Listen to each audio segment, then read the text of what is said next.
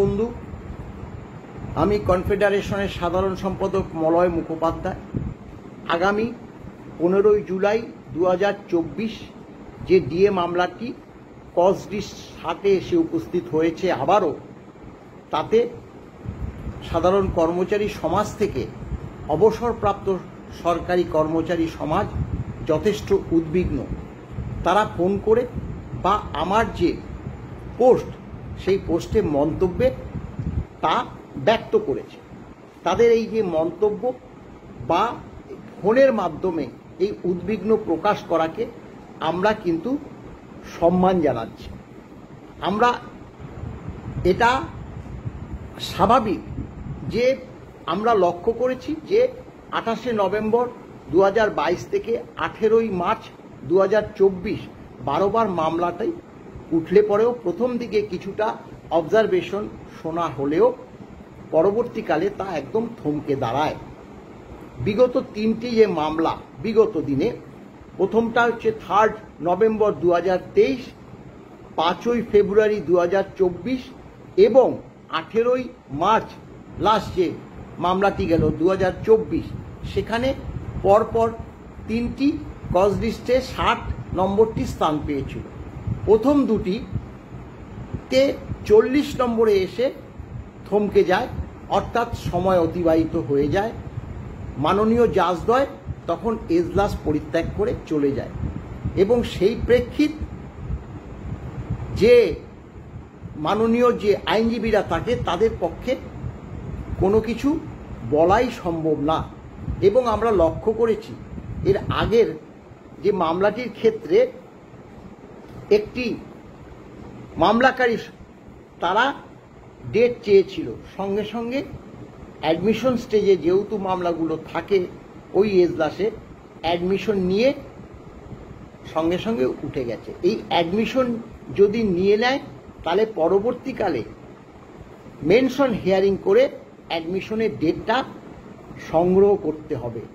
দেখুন, যেটা আমরা হাইকোর্টেও কিন্তু এক্ষেত্রে যে ডিটারমিনেশন চেঞ্জ হলে মানে জাজদ্বয়দের ঘর থেকে অন্য ঘরে যখনই মামলা পরিবর্তন হয় তখন মেনশন করে আবার ডেট নিতে হয়। হাইকোর্টে যেটা সম্ভব, সুপ্রিম কোর্টে সেটা কি সম্ভব কিনা সেটা একটু বিচার করে দেখার কথা আমরা নিশ্চয়ই আপনাদেরকে বলবো। এখন অ্যাডমিশন যদি নিয়ে নেয়, মামলা যে কবে উঠবে সেটা কিন্তু বলা অসম্ভব বলেই আমাদের যে আইনজীবীরা আমাদেরকে কিন্তু সেই বার্তাই পরিবেশন করেছে এবং তারা বলেছে এক্ষেত্রে যেহেতু বারংবার মামলাটা সুপ্রিম কোর্টে উঠলেও শোনা হয়নি, এক্ষেত্রে সুমোটো সুপ্রিম কোর্ট অ্যাডমিশন করে নেবে সেটা আমরা মনে করি না। হয়তো দেরি হচ্ছে ঠিকই, কিন্তু মামলা রিলিজ হওয়ার সম্ভাবনা প্রবল। এখন দেখুন, এই 3টি ডেটে 60 হওয়াতে দুটো ডেটে 40 পর্যন্ত হয়ে মামলা সময় অতিবাহিত হওয়াতে মাননীয় বিচারকদ্বয় উঠে চলে গেছে। কিন্তু মানে 3রা নভেম্বর 2023 সেক্ষেত্রে কিন্তু আমরা লক্ষ্য করেছি, আপনারাও দেখবেন লক্ষ্য করেছেন, ওই মামলাটি 3রা নভেম্বর 2023 1:16 মামলাটি কিন্তু উঠেছিল। 60 নম্বর হলেও 1:16, অর্থাৎ টিফিন আওয়ার্সের আগেই মামলাটা উঠেছিল। কিন্তু আমাদের দুর্ভাগ্য এবং দুঃখজনক যে মামলাটি সেই সময়েও শোনা হয়নি। আবার লক্ষ্য করুন যে দ্বিতীয় ডেটটি 28শে নভেম্বর 2022 প্রথম মামলাটি শোনা হয়েছিল, তারপরে 5ই ডিসেম্বর 2022 সেখানে 34 নম্বর মামলাটা ছিল। কিন্তু ওই সময় সরকারি আইনজীবী মাননীয় অভিষেক মনু সিংভি উপস্থিত না থাকায় সরকারি অ্যাডভোকেট অন রেকর্ড এবং তাদের যে জুনিয়ররা উপস্থিত ছিল তারা মামলার পাস ওভার চায় এবং তা মঞ্জুর করাতে সেই মামলা গিয়ে দাঁড়ায় 64 নম্বরে। 63 নম্বর সেই সময় ছিল লাস্ট। 63 নম্বর শোনার পর আমাদের মামলাটি 64 নম্বর এবং সেখানে কিন্তু সেই 64 নম্বরেও মামলাটি শোনা হয়েছিল। মাননীয় বিচারক দীনেশ মাহেশ্বরী সেই সময় একটি অবজারভেশনও বলেছিল যে আপনাদের 31শে আগস্ট 2018 যেখানে হাইকোর্ট ডিএকে আইনি স্বীকৃতি দিয়েছে, সেক্ষেত্রে এতদিন পরে কেন আপনারা মামলাটি সুপ্রিম কোর্টে দায়ের করলেন? তার উত্তর অবশ্য পাওয়া যায়নি সরকার পক্ষ থেকে। পরবর্তীকালে আবার একটি ডেট দিয়ে মাননীয় বিচারপতি সেই সময় উঠে চলে গেছিল। অর্থাৎ আমরা লক্ষ্য করেছি যে 60 নম্বরে যে একদম উঠবেই না, সেটা কিন্তু 100% যে নিশ্চিত, সে কথা কিন্তু এখনো বলা যায় না। আমাদের বিশ্বাস যে মামলাটি আগামী 15 তারিখ ওঠার সম্ভাবনা থাকলেও থাকতে পারে, আবার নাও থাকতে পারে। আমরা 100% নিশ্চিত একথা আমরা বলবো না। এখন আমরা লক্ষ্য করে দেখব 15 তারিখে কি হয়। পরবর্তী পদক্ষেপ নিশ্চয়ই আমরা আপনাদেরকে জানাবো। এখন দেখুন, বারংবার মামলা যদি হয়, সেক্ষেত্রে আমাদের যে অর্থনৈতিক দুর্বল থেকে তো আমরা দুর্বলতর হয়ে পড়ছি। মামলাটা রিলিজ হয়ে যাক, সেটা আমরা তো অবশ্যই চাই। অনেকে বিভিন্ন উক্তি করেছেন, আমরা সম্মান জানিয়েই বলেছি। দেখুন, প্রধান বিচারপতির কাছে নিবেদন করতে বলেছেন।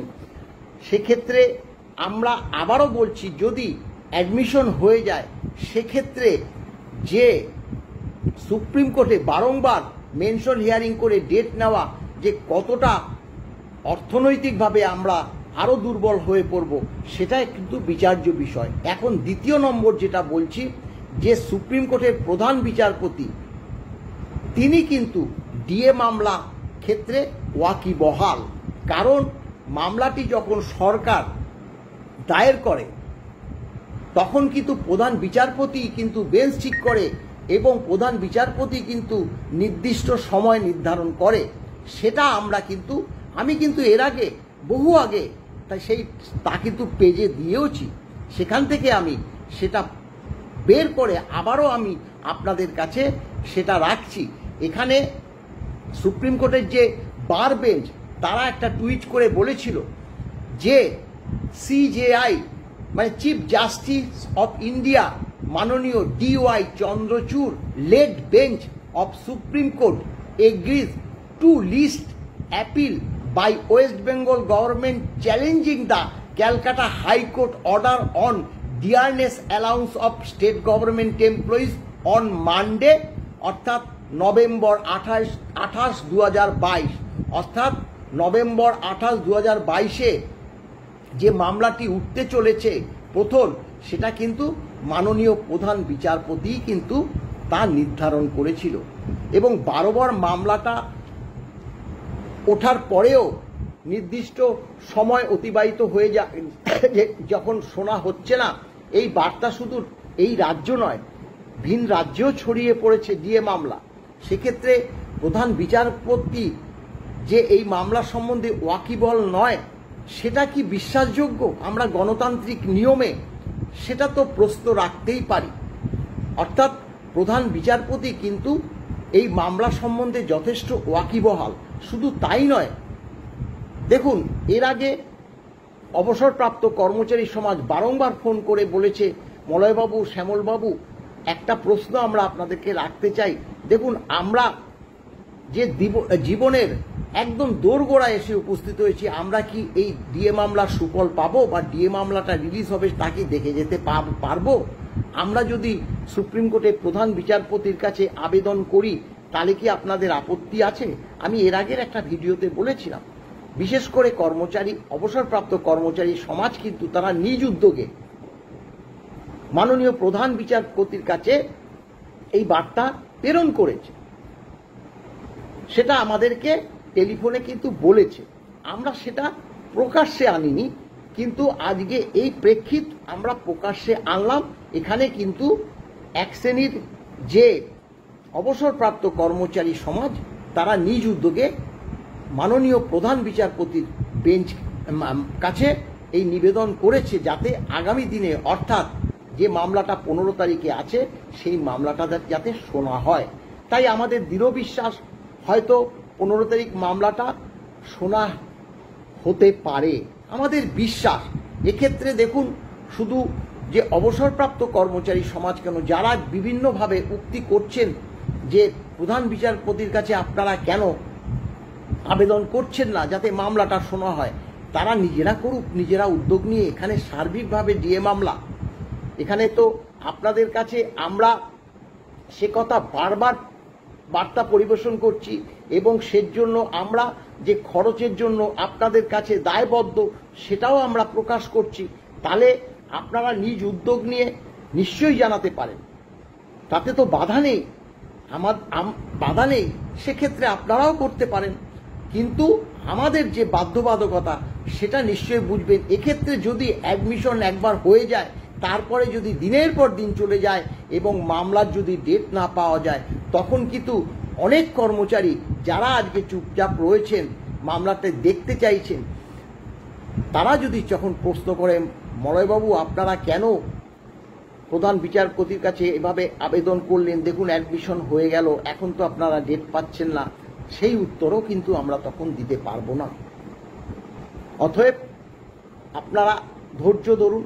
আমরা যথেষ্ট উদ্বিগ্ন শুধু এই কারণে দেরি হওয়ার জন্য না, দেরি হলে যে আর্থিক যে আমাদের দুর্বলতা, সেটা দুর্বল থেকে দুর্বলতর হয়ে পড়ছে।